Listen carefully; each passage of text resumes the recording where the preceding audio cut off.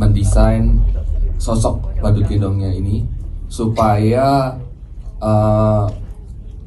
sesuai dengan kesenian awalnya kan sebagai menghibur ya, sebagai menghibur untuk menghibur masyarakat. Bagaimana bisa membuat sosoknya ini menghibur tapi juga nanti jadi seram dan ikonik gitu.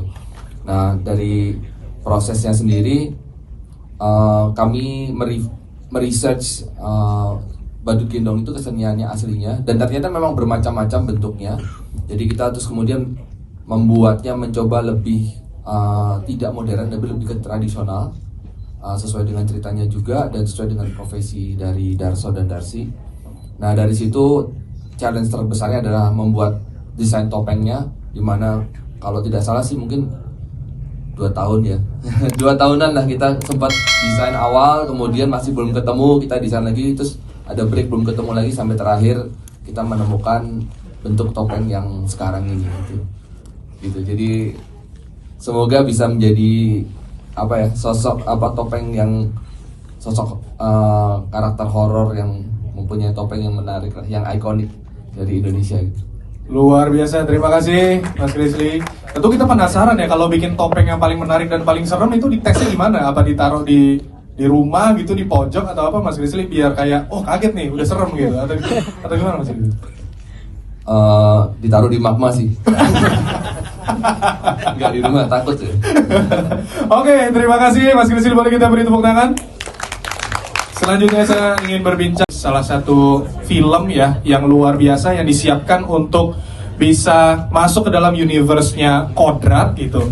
Nah, tentunya kita pengen tahu apa alasan dari Bu Linda sendiri sehingga bersepakat nih dengan Bapak Sutradara untuk bisa setuju dan menggarap universe ini nih, Badut Gendong ke dalam universe-nya Kodrat. Selamat pagi Bapak dan Ibu, dan Siang. terima kasih. Selamat siang. Selamat siang. Siang. Dan terima kasih atas kehadirannya. Jaffi, pertanyaannya selalu gak pernah gampang. Oke. Pada saat kami kemudian melahirkan sebuah IP Kodrat di saat sebelum pandemi, kami merasa bahwa sebenarnya apalagi yang dicari dari industri perfilman kita. Apakah kita senang dengan hal-hal yang sama? Apakah kemudian kita bisa mencoba untuk mendorong diri kita sendiri untuk kemudian punya sebuah tantangan baru? Karena saya rasa di dalam industri perfilman kita yang bergeliat luar biasa atas inisiatif dari begitu banyak talenta yang ada di dalamnya, tentunya kita tidak mau berdiam diri, karena kita sudah rasakan di saat pandemi apa rasanya kalau diam cuma di satu tempat. Maka kemudian kami berpikir, Kodrat kami hadirkan dengan segala resiko, bahwa kebanyakan pada waktu Kodrat akan lahir, film-film itu semua berjudul entitas negatifnya. Lalu kita mengambil sudut pandang protagonis, hero atau pahlawan yang bisa kemudian sama-sama dekat dengan kita. Lalu kita berpikir setelah Kodrat diterima dengan begitu baik, terima kasih kepada seluruh penonton film Indonesia, terima kasih kepada seluruh media dan filmmakers yang sudah menjadikan Kodrat ada di tengah-tengah kita kemudian berpikir, mau di sini aja atau kita mau jalan lebih jauh. Pada titik itulah kemudian Charles yang biasa ini suka ngide, dan kemudian tengah-tengah malam saya ditelepon, Cik, udah tidur belum? Ya belum lah kalau dia udah telepon gitu kan. Saya cuma bilang, JG, kenapa, ada apa lagi? Dia bilang, gue resah nih, masa kita cuma sampai di titik Kodrat aja. Jadi pada titik itulah kemudian dia mengatakan, gimana kalau kita hadirkan sosok yang menjadi lawannya Kodrat? Saya bilang, kan di dalam Kodrat udah ada lawannya. Dia bilang, tapi ada bedanya. Nanti Charles bisa lebih memperdalam apa bedanya antara kehadiran Badut Gendong di tengah-tengah universe crossingnya Kodrat, dan kenapa kita mengatakan ini cross universe. Jadi bukan spin-off tapi cross universe, karena pada titik itu Charles mengatakan, yuk kita bikin sesuatu yang lebih menantang. Saya cuma gini, jadi resikonya lebih gila nih ya. Lu yakin ya? Waktu lagi kita mau awareness-nya Kodrat, semua orang bilang ini, Kodrat film yang tahun 1980-an ya? Bukan. Kodrat ini adalah seseorang yang justru baru kita hadirkan, dan kemudian hurufnya Q pula, ya kan? Nah, ketika Badut Gendong kemudian Charles jelaskan kepada saya, kemudian di research oleh tim penulis, lalu saya coba bilang sama CG gini, CG, dari sisi desain, dari sisi cerita, menantang, tapi bisakah kita membuat orang justru bersimpati kepada si tokoh ini? Karena tokoh ini akan menjadi seseorang atau karakter yang sebetulnya ada di antara kita, tapi kemudian kenapa dia berubah? Pertanyaannya kan itu, kenapa dia berubah dan kenapa dia jadi penting ketika dia berubah? Maka di titik itulah saya merasa ada tantangan baru yang ditawarkan, dan saya kemudian bilang sama JG, oke, let's do it dengan segala resiko yang ada, dengan bagaimanapun caranya saya ngomong dengan para investor yang kemudian akan mendukung kami. Tapi ketika by the time mereka terima skenarionya, memang itu adalah salah satu titik penentuan bahwa kemudian kita bisa menghadirkan, kita mampu, kita punya talentanya.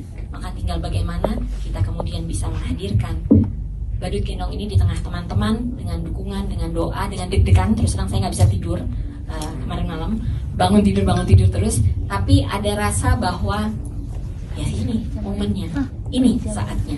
Karena justru di industri kita, di saat dia mulai capek, di saat dia mulai kayaknya kok horornya gitu-gitu aja ya, justru kami hadirkan Badut Gendong. Saya cukup yakin tidak ada yang kebetulan, segala sesuatu sudah diatur dari yang atas, maka kami berada di sini untuk mengikhlaskan Badut Gendong hadir di tengah-tengah teman-teman sekalian. Silakan. Tentu kita semua, terima kasih atas kehadirannya.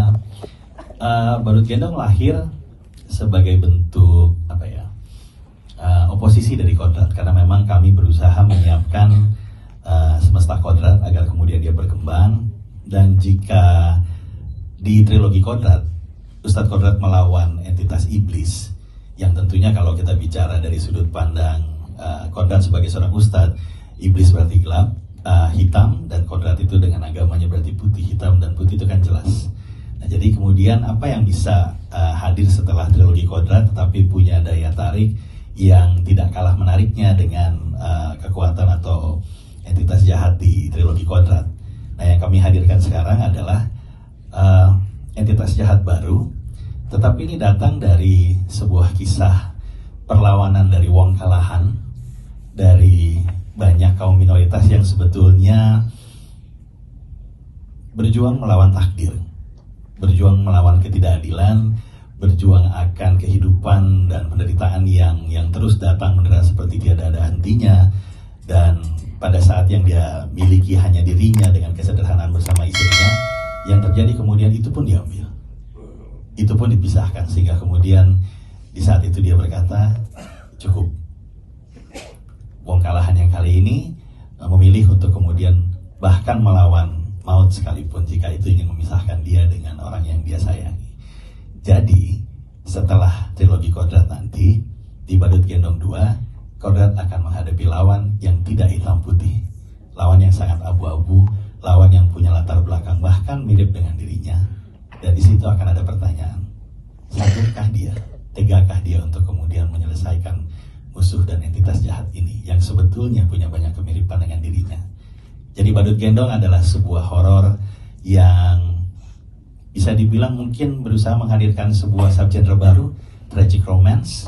Jadi di tengah gore, seram, akan ada emosi yang kemudian datang, dan semoga ini bisa membawa pembaruan baru di subgenre di genre horor di industri film Indonesia. Semoga.